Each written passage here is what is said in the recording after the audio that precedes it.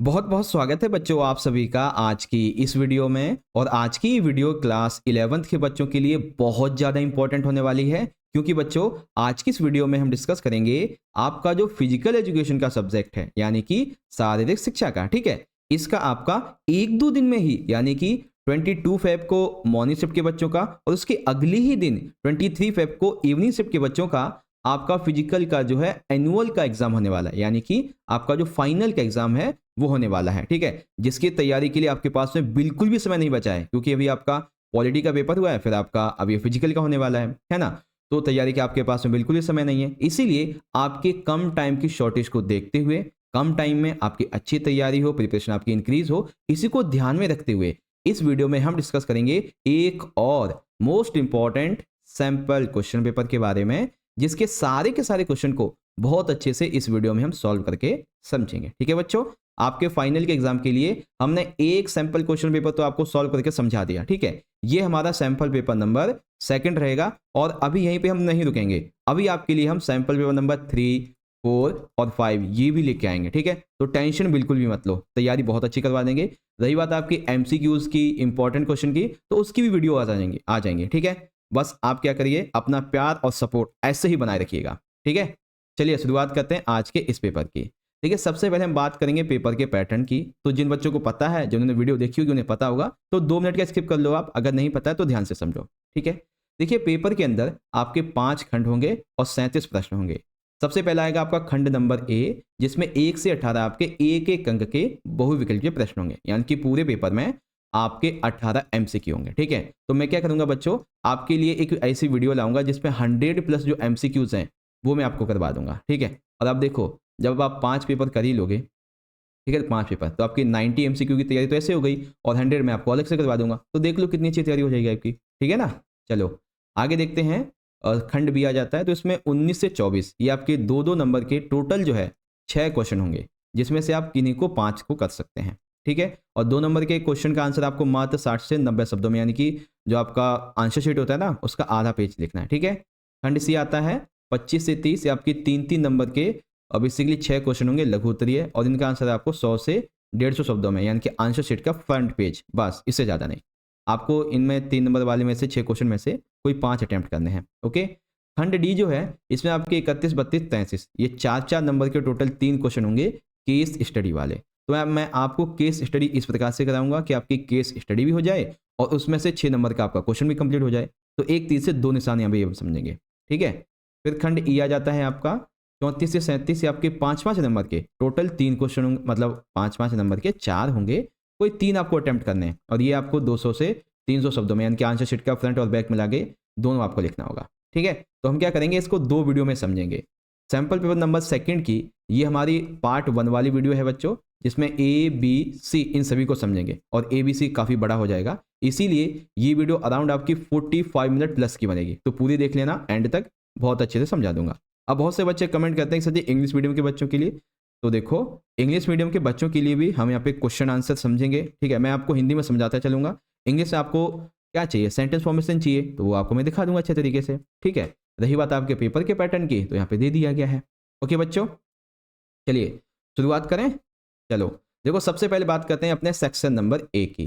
तो सेक्शन यानी कि खंड ए यहाँ से शुरुआत हो जाता है, जो कि 18 नंबर का है। अब ध्यान से सुनो, जिन 18 एमसीक्यूज की तैयारी अभी हम करेंगे, डिस्कस करेंगे, आप सभी बच्चे भी इन एमसीक्यू क्वेश्चन का आंसर मेरे द्वारा आंसर बताए जाने से पहले अपने मन ही मन जरूर आंसर करना कि सर ने ये क्वेश्चन पढ़ा है, मेरे हिसाब से इसका ये इसका ये इसका ये आंसर हो सकता है। ठीक है, और जब ये वीडियो एंड हो जाए तो सारे के सारे बच्चे वीडियो खत्म होने के बाद में मुझे अपना स्कोर बताना कि 18 आउट ऑफ आपने कितने मार्क्स पाए हैं। ठीक है, ताकि मैं भी तो देखूं कितनी तैयारी कर रखी है आपने एमसीक्यू की। ओके, चलिए शुरुआत करते हैं।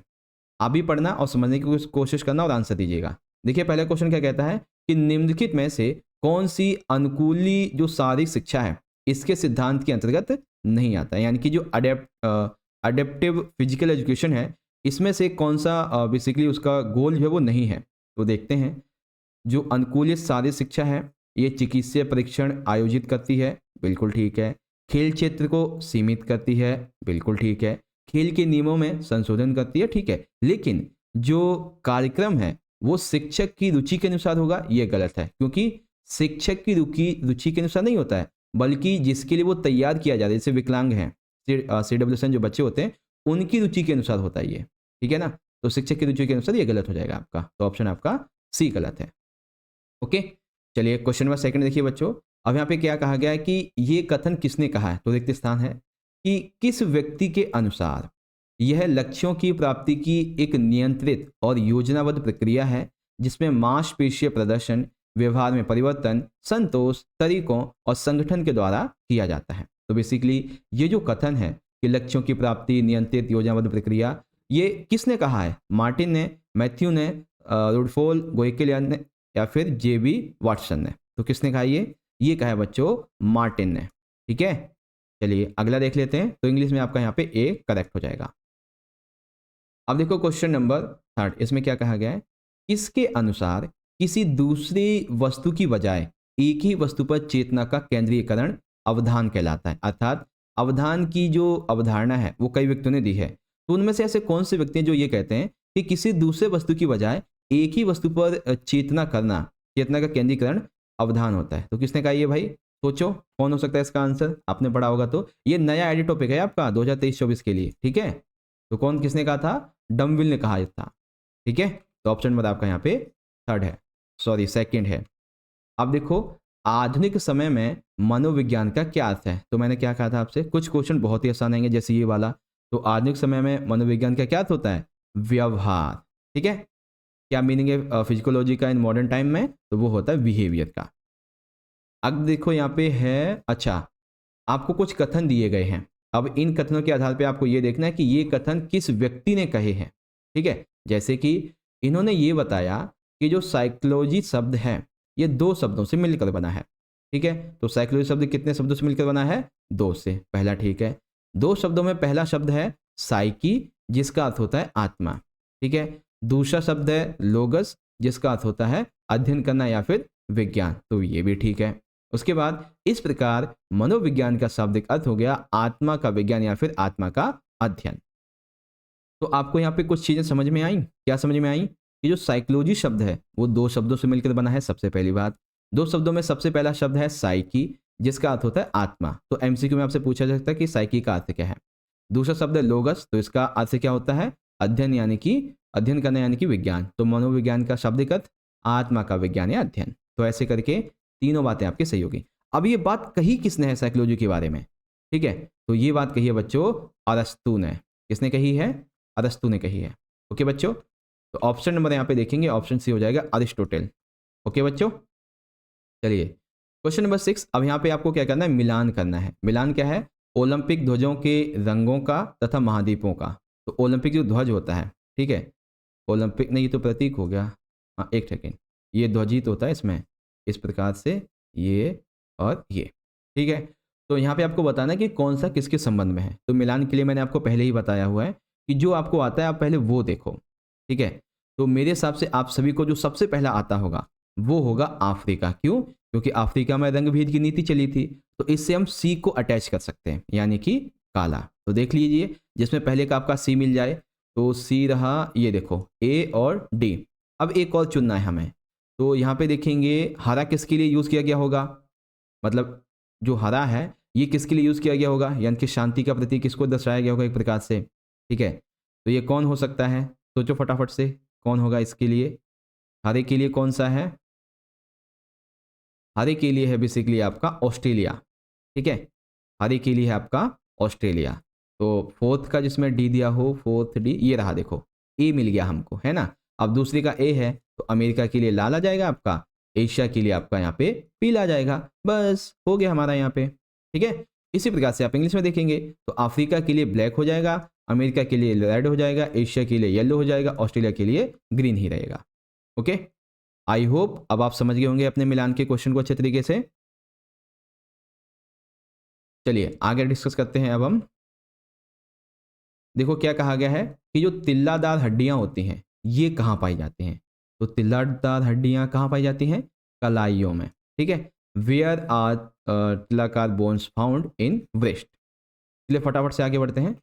हाँ, ये क्वेश्चन बहुत इंपॉर्टेंट है कि आधुनिक खेलों के जो जन्मदाता हैं ये किसे कहा जाता है। आपके सामने ऑप्शन है कि जिगरो कानो को, और सर दोराबजी टाटा को, जैक रोक्स को, या फिर पीवीडी कोवर्टीन को। तो किसको कहते हैं? पीवीडी कोवर्टीन को कहते हैं। ठीक है, अगला question, who is considered the father of modern Olympic games? Pierre de Coubertin. अगला देखिए, ये काफ़ी अंदर का क्वेश्चन है। ठीक है, बहुत ही झकझोर के निकाला गया है कि जो अल्वियोली होता है ये कहाँ पे स्थित होता है। तो अल्वियोली कहाँ पे होता है हमारे शरीर में? हमारे हार्ट में होता है, मांसपेशियों में होता है, अस्थिमज्जा में होता है, फिर फेफड़ों में होता है। तो कहाँ पे पाया जाता है बच्चों? ये होता है अस्थिमज्जा में। ठीक है, ऑप्शन सी करेक्ट है आपका। फटाफट से सारे बच्चे आंसर करते चलेंगे, ऑप्शन सी हो जाएगा। और सोचते चलिएगा आप क्या है क्या नहीं है।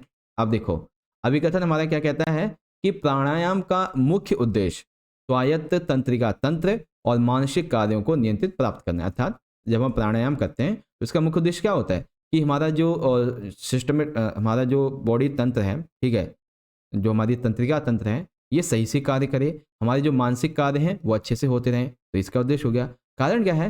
प्राणायाम का नियमित अभ्यास कीमो रिसेप्टर्स की संवेदना को नियंत्रित कर सकता है और मन को शांत भी बना सकता है। और जब इसको नियंत्रित करता है और मन को शांत बनाता है, तभी हमारे मानसिक कार्य और तंत्रिका तंत्र सही से काम करता है। तो क्या बोलेंगे? अभिकथन ए कारण आ दोनों सही हैं और कारण कथन की सही व्याख्या करता है। ठीक है बच्चों, चलिए, इंग्लिश में असेसन ठीक है, रीजन भी ठीक है, और ये इसकी सही एक्सप्लेनेशन भी देता है, तो ए हो जाएगा। अगला देखो बच्चों क्या कहा गया है, यह नाक की हड्डी का एक खोखला क्षेत्र है और यह हवा के तापमान और आर्द्रता को नियंत्रित करने में मदद करता है, जिसे हम अंदर लेते हैं। अर्थात हमारा जो श्वसन तंत्र होता है, रेस्पिरेटरी सिस्टम, ठीक है, तो इसमें ये एक ऐसा क्षेत्र है जो कि नाक की हड्डी का खोखला क्षेत्र है। ठीक है, और यह हवा के तापमान और आर्द्रता को नियंत्रित करता है, जिसे हम अंदर लेते हैं। तो ये क्या दर्शाता है? क्या नाक से संबंधित जो चीज़ है वो फेफड़े में पाई जाती है? नहीं, एल्वियोली है ये अस्थिमज्जा में पाई जाती है। अब बच गया साइनस और वेंकिल ट्यूब। तो ट्यूब जो है वो नाक में नहीं पाया जाता, तो इसको क्या बोलते हैं? साइनस बोलते हैं। ठीक है, ऑप्शन बी एकदम करेक्ट है आपका। ओके, इसी प्रकार से साइनस ऑप्शन बी हो जाएगा। चलिए क्वेश्चन नंबर 12, अक्षमता के लिए उपयोग किए जाने वाला उपयुक्त शब्द। अरे सर जी, इतना आसान क्वेश्चन, अक्षमता के लिए उपयोग किया जाने वाले शब्द। अच्छा चलिए, आपको पता तो है वैसे भी, चलिए आप बताओ आंसर इसका। ठीक है, मोस्ट ऑफ द बच्चों को पता है इसका आंसर, तो आप सारे बच्चे आंसर बताओ क्या होगा इसमें से? अपंगता, मंद्र, कंधा या फिर दिव्यांग? कमेंट में आप शायद ना चेक करो, इसीलिए मैं बता ही देता हूं आपको, दिव्यांग यूज करते हैं। ठीक है, ऑप्शन डी राइट है। अब देखो एक और बहुत ही आसान प्रश्न है, समकालिकता का दूसरा नाम क्या होता है बच्चों? तो समकालिकता का दूसरा नाम होता है समन्वय। क्या होता है? समन्वय, कोऑर्डिनेशन। अगला क्वेश्चन, निम्नलिखित में से कौन सा प्राथमिक उपचार के अंतर्गत आता है? यानी कि जो PRICE होता है, इसके अंतर्गत क्या आता है? तो इसमें आता है कि डॉक्टर के परामर्श के लिए जाना, घाव से रक्त को प्रवाह रोकना, रोगों से बचाव का लिए टीकाकरण या फिर सर्जरी। तो ये होता है डॉक्टर के परामर्श के लिए जाना, प्राथमिक उपचार होता है।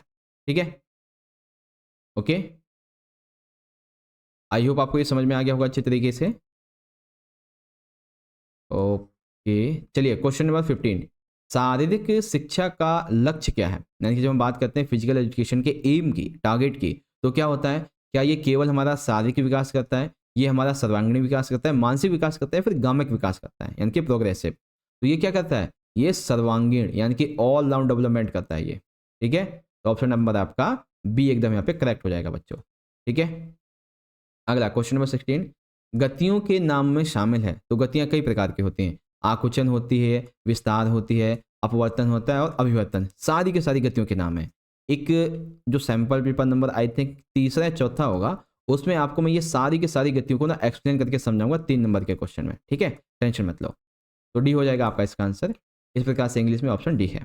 अब देखो यहाँ पे ये क्वेश्चन जो है वो बहुत ही कठिन है। क्यों सर जी? समझ में नहीं आएगा। पहली बात तो क्या कहा गया है, ऊर्ध्वाधर यानी कि जो वर्किट अक्ष होता है, इसको किस अक्ष के रूप में जाना जाता है? अर्थात जो वर्टिकट, क्या नाम है?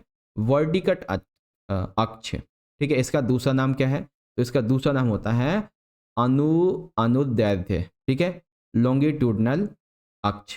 ठीक है ना, इस प्रकार से ऑप्शन सी हो जाएगा आपका। तो यहाँ पे ऑप्शन सी है आपका। अब उसके बाद है बच्चों की खेल प्रबंधन किस पर आधारित होता है? जब हम बात करते हैं कि स्पोर्ट्स मैनेजमेंट की, तो ये किस पर बेस्ड होता है? क्या ये कुशल और एक प्रतिभाकारी अधिकारी पे, कमजोर और लालची अधिकारी पे, चालाक और चतुर अधिकारी पे, या फिर इनमें से कोई है ही नहीं? तो जब भी खेल प्रबंधन किया जाता है, स्पोर्ट्स मैनेजमेंट किया जाता है, तो हमें एक कुशल और एक प्रतिभाशाली अधिकारी की आवश्यकता होती है। तो क्या बोलेंगे? ऑप्शन ए वाला हमारा यहाँ पे करेक्ट हो जाएगा बच्चों। ठीक है, अब यहाँ पे आपने इस सेक्शन के पूरे 18 जो एमसीक्यूज थे वो कर लिए अच्छे तरीके से। अब आप मुझे बताओ कमेंट में कि 18 आउट ऑफ आपने कितने सही क्वेश्चन के आंसर एकदम सही सोचे थे। ठीक है, सारे बच्चे आंसर करेंगे। शुरुआत करते हैं सेक्शन नंबर बी की। तो सेक्शन बी हमारा बेसिकली 10 नंबर का है, क्योंकि इसमें 2 नंबर के हैं तो 6 क्वेश्चन, बट हमें 5 अटेम्प्ट करने हैं। अथवा नहीं है, बल्कि पूरे क्वेश्चन में ही अथवा है आपका, है ना। चलिए क्वेश्चन देख लेते हैं बच्चों। सबसे पहले क्वेश्चन बहुत ही आसान है, आसन और प्राणायाम इसको परिभाषित कीजिए। तो आसन और प्राणायाम को परिभाषित करते हैं। पहले आसन समझेंगे, फिर प्राणायाम। देखिए आसन जो है ये योग करने की विभिन्न मुद्राएं होती हैं। ठीक है, तो एक लाइन में आपका आंसर हो गया कि आसन क्या है, योग की विभिन्न मुद्राएं होती हैं। एक व्यक्ति जैसे कि पंतजलि, इनके अनुसार आसन का अर्थ होता है स्थिर सुखम आसनम, अर्थात लंबे समय तक सुखपूर्वक बैठने की स्थिति को आसन कहते हैं। ठीक है, यानी कि मुद्रा है आसन। प्राणायाम क्या है? प्राणायाम 2 शब्दों से मिलकर बना है, प्राण तथा दूसरा है आयाम। प्राण का अर्थ है जीवन ऊर्जा और आयाम का अर्थ है नियंत्रण। तो इस प्रकार से जब हम अपनी प्राण वायु पर यानी कि श्वास जो होती है हमारी उस पर नियंत्रण करते हैं तो इसको प्राणायाम बोला जाता है। जैसे नाड़ी शोध प्राणायाम है, ठीक है, तो इसमें हम अपनी श्वसन जो तंत्र होता है उस पर नियंत्रण कसते हैं, है ना। तो यही होता है प्राणायाम। तो यो आसन क्या है? विभिन्न मुद्राएं हैं। प्राणायाम क्या है? श्वास पर नियंत्रण करना है, और जो डेफिनेशन है वो आपको मैंने बताई दी है। इंग्लिश में डिफाइन आसन एंड प्राणायाम, तो आप यहाँ से इस प्रकार से पढ़ सकते हो। ठीक है, चलिए अब देखिए यहाँ पे एक अगला क्वेश्चन जो है, वैसे ये यहाँ पे 3 नंबर में होना चाहिए था, चलिए कोई नहीं, 2 में आ गया, तो ध्यान से देखें। क्वेश्चन क्या है कि प्राणायाम किन शब्दों से मिलकर बना है और इसका अर्थ समझाइए। आप प्राणायाम को थोड़ा ध्यान से समझते हैं बस, तो ठीक है, क्योंकि हो सकता है कि प्राणायाम आपका 3 मार्क्स में भी आ जाए। वैसे तो भी 2 नंबर का ही है, लेकिन 3 नंबर में भी आ सकता है। तो प्राणायाम बेसिकली एक मिश्रित शब्द है, प्राण और यम, जिसका अर्थ होता है जीवन भर स्वस्थ तरीके से प्राण का रखरखाव, ठीक है, नियंत्रण कसना। प्राणायाम एक प्रकार का विज्ञान है, प्राणायाम एक साइंस है जो कि श्वास के नियमन के माध्यम से महत्वपूर्ण ऊर्जा को नियमित करने में मदद करता है। यानी कि प्राणायाम एक प्रकार की साइंस है जो कि हमारे श्वास के नियमन को अच्छा बनाता है, ऊर्जा को अच्छा बनाता है। ठीक है, प्राणायाम अभ्यास में हमें क्या करना होता है? धीरे से गहरी सांस लेना, यानी कि पूरक, कुंभक और रेचक, ये करना पड़ता है। अब पूरक क्या होता है? तो पहले धीमे से गहरी सांस लेना, फिर अंदर ही अंदर सांस को कुछ सेकंड के लिए रोकना, और लगभग उसके बाद में फिर पूरी सांस को छोड़ देना। ठीक है, शरीर के सभी महत्वपूर्ण भागों में प्राण या महत्वपूर्ण ऊर्जा का प्रभाव इन सांस विनिमय प्रथाओं द्वारा नियंत्रित किया जा सकता है। कई बार क्या होता है कि आप बहुत ही ज़्यादा क्रोधित हो रहे होते हो या फिर मन विचलित होता है, तो मैं आपको सजेशन करूँगा कि आप ना एक 2 मिनट का ये प्राणायाम करो। कैसे? आप एक शांति स्थान वाली जगह पे बैठो, अपने मन में कोई विचार मत आने दो, ठीक है। उसके बाद में फिर आप कम से कम जब आप सांस अंदर लो, ठीक है, तो कम से कम जब आप सांस अंदर लो तो मिनिमम 10 सेकंड का लो, ठीक है। सांस अंदर लो तो 10 सेकंड के लिए, ठीक है। फिर अंदर उसको रखो, अपने अंदर उसको रखो कम से कम 8 सेकंड के लिए, फिर आप उसे छोड़ो कम से कम 6 सेकंड के लिए, 6 से 8 सेकंड के लिए। तो इस बीच पता है क्या होगा कि श्वसन तंत्र जो है ना आपका मजबूत होगा, और जो भी विकार मन में आ रहे होंगे, जो भी क्रोध की भावनाएं होंगी, जो ब्लड प्रेशर वगैरह होगा, सब नियंत्रित हो जाएगा। ठीक है ना, तो ये पर्सनली बहुत ही अच्छा होता है, इसको करके ट्राई कर सकते हैं आप।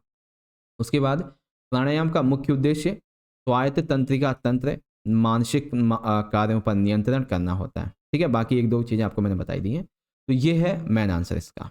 इंग्लिश में देख लीजिए, pranayama is made up which words, तो 2 वर्ड्स हैं, prana and yama, and explain the meaning. तो मीनिंग क्या है आप यहाँ से सारी चीज़ें पढ़ सकते हैं। क्वेश्चन नंबर 21, समूह सामंजस्य क्या होता है?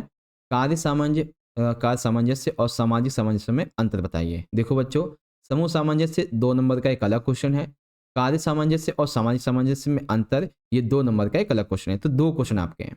ठीक है, देखिए समूह सामंजस्य, समूह सामंजस्य को एकता के रूप में परिभाषित किया जाता है, जिसमें व्यक्तियों का समूह एक निश्चित लक्ष्य की प्राप्ति हेतु एकजुट होकर कार्य करता है। अर्थात जैसे मान लेते हैं कि आपके स्कूल में एनुअल डे होने वाला है, ठीक है, तो यहाँ पे समूह सामंजस्य का क्या अर्थ हो जाएगा कि एनुअल डे के लिए आप, आपके टीचर और जो जिन बच्चों को आप जानते तक नहीं थे, आपको उनके साथ में कोऑर्डिनेशन करना पड़ेगा, है ना, तैयारी करवानी पड़ेगी। तो इस समूह सामंजस्य को दर्शाता है, जो कि एकता का प्रतीक है। और जब एकजुट होते हैं तो हमें अपना लक्ष्य भी प्राप्त हो ही जाता है। बस ये चीज़ बताई गई है। अब ये होता दो प्रकार का है, एक कार्य वाला होता है, एक सामाजिक होता है। एक विशिष्ट और पहचान योग्य लक्ष्य को प्राप्त करने के लिए एक टीम के सदस्य जब एकमत होकर कार्य करते हैं तो कार्य सामंजस्यता कहलाता है। उदाहरण के लिए किसी विभाग के कर्मचारी, ठीक है। फिर सामाजिक सामंजस्य क्या होती है कि प्रत्येक स्थिति में एक टीम के सदस्य परस्पर एक दूसरे को पसंद करते हैं और टीम के सदस्य होने से व्यक्तिगत संतुष्टि का आनंद प्राप्त करते हैं। उदाहरण मित्रता। तो ये कार्य होती है और ये सामाजिक होती है, ठीक है। इंग्लिश में व्हाट इज ग्रुप चूसन एंड जो इसके दो टाइप्स हैं, वर्क एंड सोशली, वो आप यहाँ से देख सकते हैं। अगला क्वेश्चन नंबर 22, बहुत ही आसान है, बहुत आसान प्रश्न है। व्यायाम और खेलों में शरीर रचना और शरीर क्रिया विज्ञान के उजागर करते हुए कुछ 4 बिंदु लिखिए। यानी कि आपको इंपॉर्टेंस बतानी है किसकी, शरीर रचना और शरीर क्रिया विज्ञान की। तो सबसे पहले क्या है भाई, सबसे पहले ये है कि व्यायाम और खेलों में हमारी शरीर रचना और शरीर क्रिया विज्ञान का बहुत महत्व है। कैसे? स्वास्थ्य शरीर को बनाए रखने में मदद करता है। अर्थात पहले तो ये समझो, शरीर रचना यानी कि हमें अपने शरीर के हर एक बॉडी पार्ट के बारे में पता होना चाहिए, ठीक है। हमें अपने हर एक शरीर के बॉडी पार्ट और उसकी किस प्रकार से मरम्मत करनी है, किस प्रकार से उसको स्वस्थ बनाए रखना है, अगर हमें इसकी नॉलेज है, ठीक है, तो इससे क्या होगा, इससे हमारा जो शरीर है वो स्वास्थ्य बना रहेगा, ठीक है। प्रशिक्षण कार्यक्रम के दौरान हम तैयार होंगे, साथ ही प्रदर्शन के नियमित मूल्यांकन में मदद करेगा। खेलों में शोध करने में मदद करता है, खेलों के चयन में सहायक होता है। व्यायाम और खेल में गति के चयन में भी सहायता करता है, ठीक है ना। तो इस प्रकार से जो शरीर रचना और क्रिया विज्ञान है वो हमारे लिए इंपॉर्टेंट है, हमारे लिए इन द सेंस एथलीट्स के लिए। इंग्लिश में make any 4 points highlighting the anatomy and physiology of exercise and sports. तो क्या क्या होते हैं आप यहाँ से पढ़ सकते हैं। अब देखो, मानव शरीर के सोमेटो मापन विधि का वर्णन कीजिए। तो सोमेटो मापन विधि क्या होती है? देखो, मानव शरीर के प्रकार का अर्थ मानव शरीर के आकार व रचना से। जब हम बात करते हैं मानव शरीर के प्रकार की, तो इसका मतलब क्या होता है कि मानव शरीर का आकार कैसा है, उसकी रचना कैसी है। सोमोटो मापन जो है ये शारीरिक वस्तुओं पर शारीरिक शिक्षक व खेल अध्यापकों को यह समझाने में मदद करता है कि कौन सा खिलाड़ी किस खेल में अपनी प्रतिभा दिखा सकता है, ठीक है। अर्थात सोमोटो मापन क्या होता है, इस विधि के तहत शारीरिक वस्तुओं पर शारीरिक शिक्षा और खेल अध्यापक जो होते हैं उन्हें यह समझाने में मदद करता है कि कौन सा एथलीट किस खेल में उसकी प्रतिभा ज़्यादा है, ठीक है। विलियम हर्बर्ट द्वारापन की विधि को कुछ ही इस प्रकार बताया गया था, ठीक है। तो यही चीज़ थी आपकी, ओके। तो मानव शरीर के सोमोटो मापन विधि की इसको इस प्रकार कहते हैं और आपका ये आंसर हो गया। चलिए क्वेश्चन नंबर 24, विभिन्न प्रकार के अक्षमताओं की कोई 6 कारण लिखिए। 4 होने चाहिए थे सर जी, कोई बात नहीं।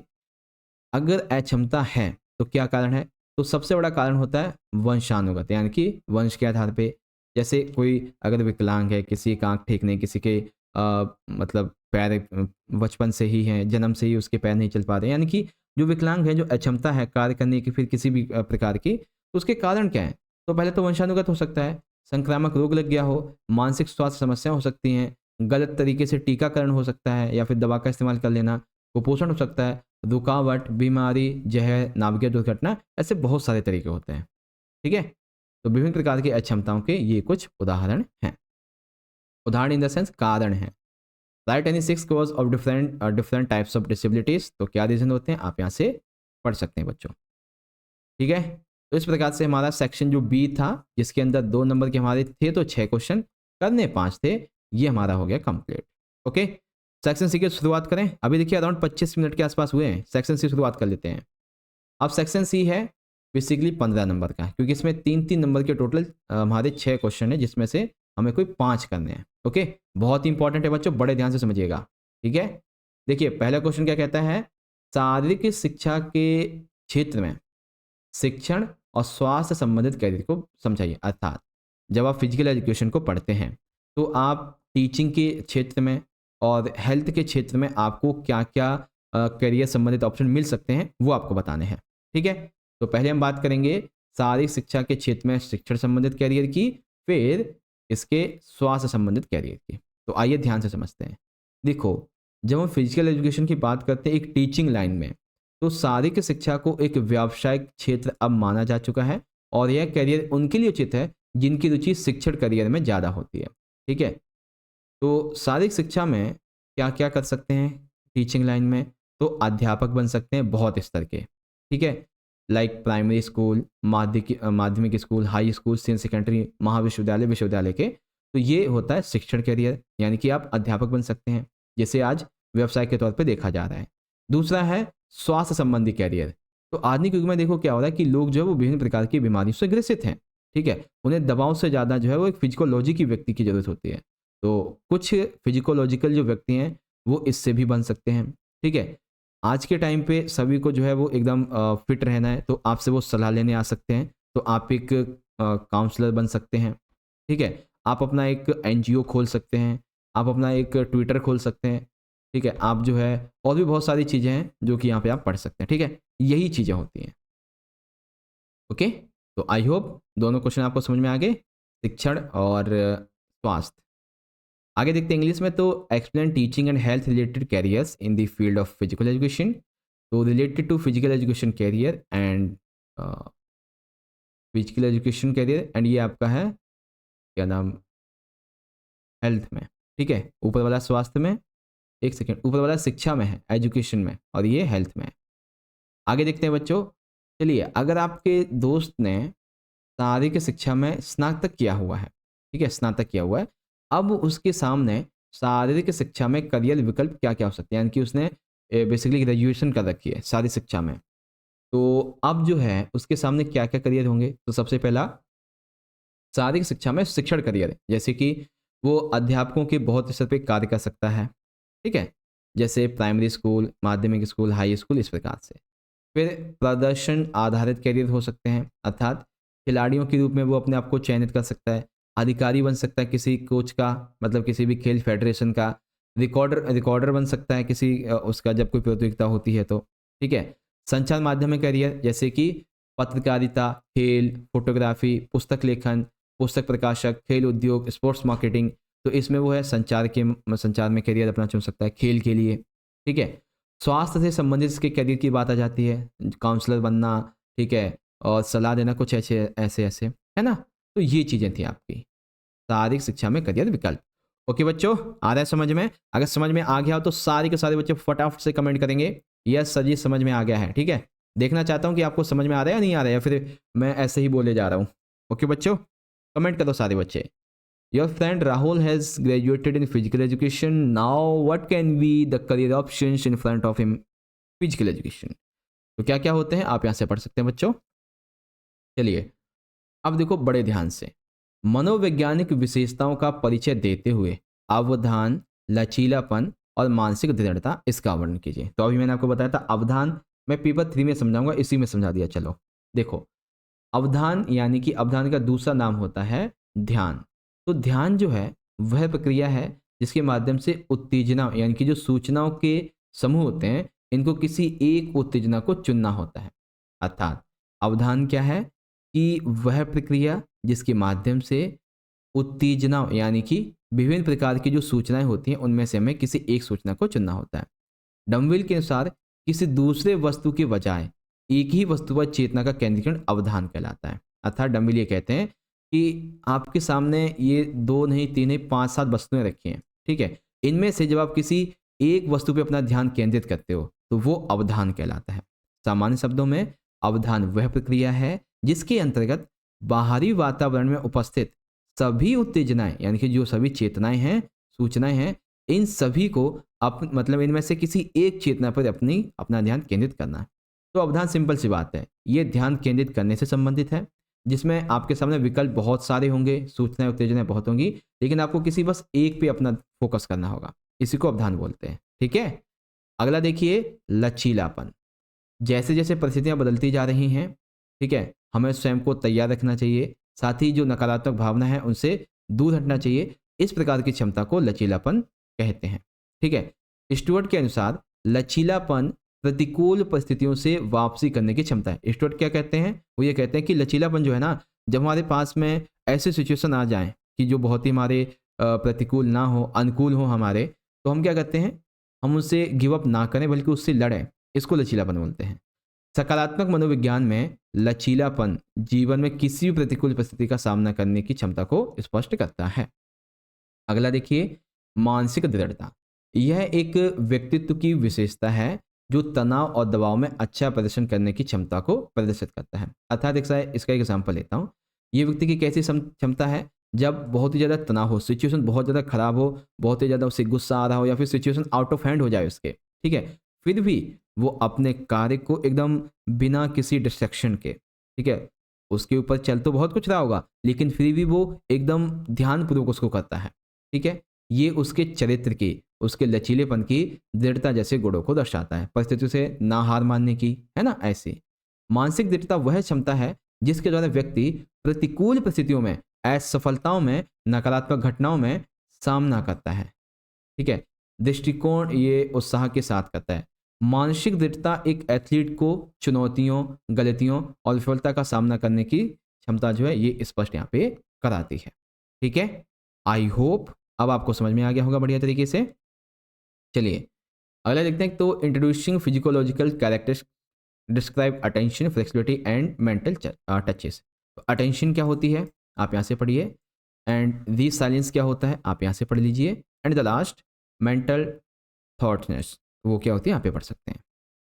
चलिए 3 नंबर का अगला क्वेश्चन, हमारे शरीर के जो विभिन्न जोड़े हैं इनका वर्णन कीजिए। तो जोड़े के कौन कौन से होते हैं? जोड़े 3 प्रकार के होते हैं। कौन कौन से?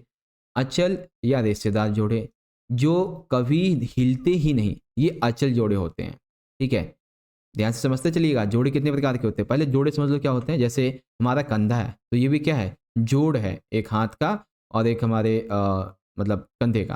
कंधा तो जोड़ ही है प्रकार से, ठीक है। अब जो हमारा पैर है उसका जो बीच वाला पार्ट होता है, जंघा के नीचे वाला, क्या बोलते हैं उसको, तो वो भी उसी का एग्जाम्पल है ना।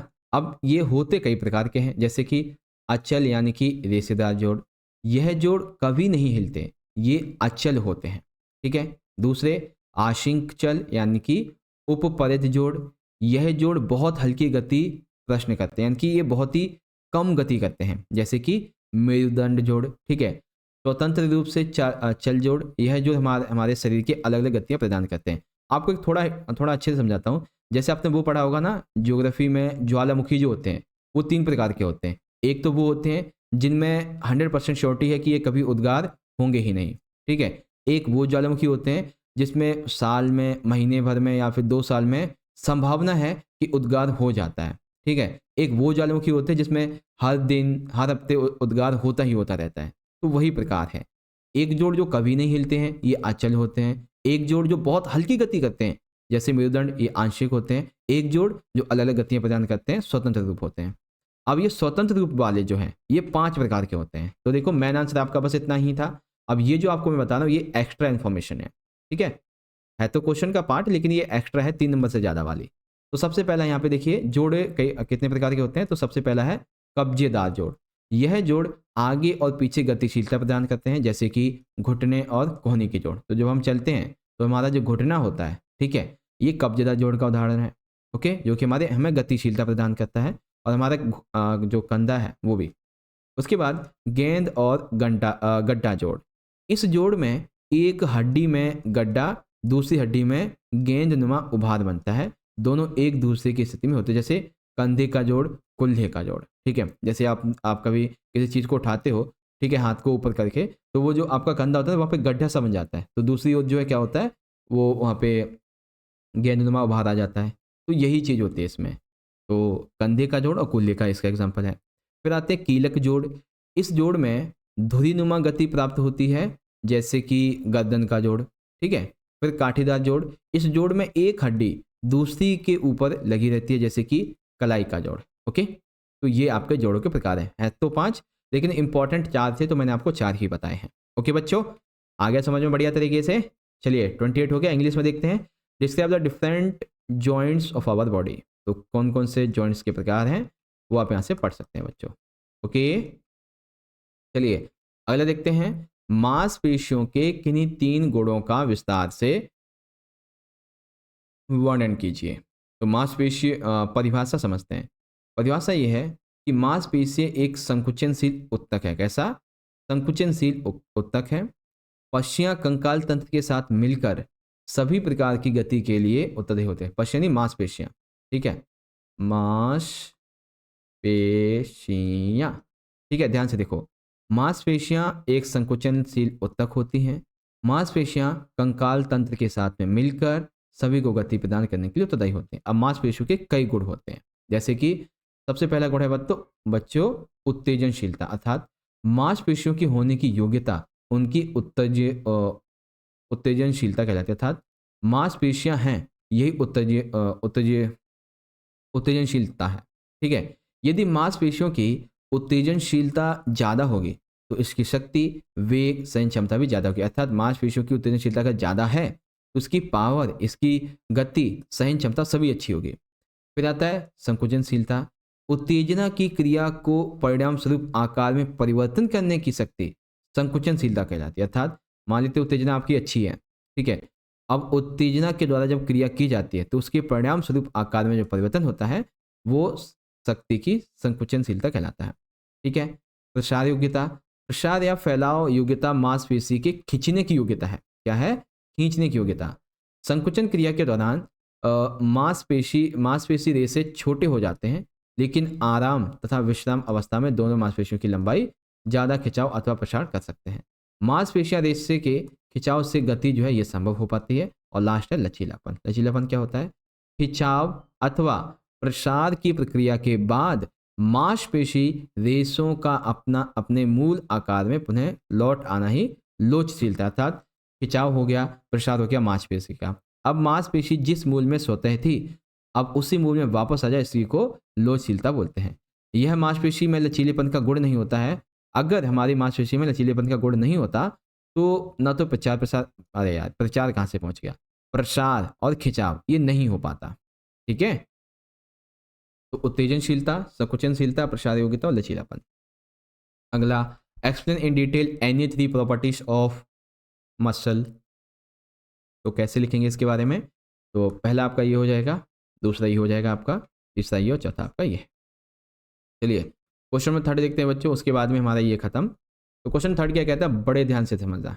थर्ड यानी कि 30, ओलंपिक के मूल्यों को परिभाषित कीजिए। तो ओलंपिक के बहुत सारे मूल्य हैं, जैसे कि सर सबसे पहला है श्रेष्ठता, आदर और मित्रता, ठीक है। तो ओलंपिक के मूल्य में सबसे पहले श्रेष्ठता को समझिए। खेल में एवं पेशेवर जिंदगी में सर्वोत्तम बनना ही ओलंपिक का मूल्य है, ठीक है।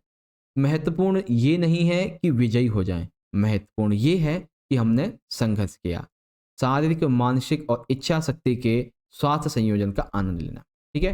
तो श्रेष्ठता क्या है बच्चों?